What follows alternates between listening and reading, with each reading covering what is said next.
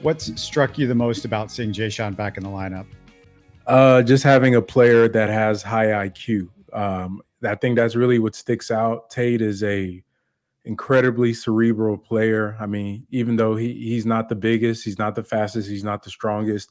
One thing that compared to the rest of the team is that he does understand how to play basketball, and that stuck out. I think you guys can remember a couple of the defensive rotations that he made during the game to get charges, or he's always in the right place, covering up for other players and just doing all the things that you expect from a veteran to do. So I think in contrast to the rest of the guys, you can clearly see how big the gap is of where these guys have to get to be just regular NBA starting level players, and they sorely needed him. Another aspect of his game that I was really kind of, I'm going to have to eat some crow for this because last year I advocated heavily for KJ to start, and I still think that he could start, but what I didn't count on this season was how poorly our backcourt was going to play.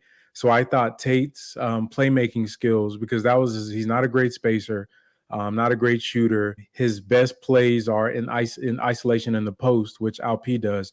He's a playmaker, which we're supposed to have two decent playmakers in the backcourt, but the fact that they've been so poor, they actually may need Tate's playmaking ability in the starting lineup. I thought he'd be great off the bench because he could supplement as that secondary playmaker, which he could still do that, but we're just lacking so much of that with our starters.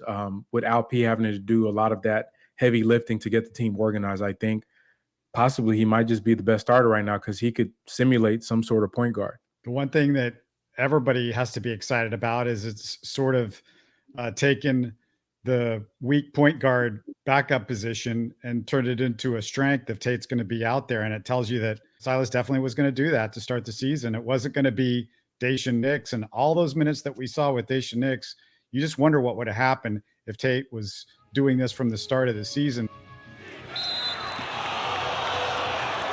You're listening to Houston Sports Talk.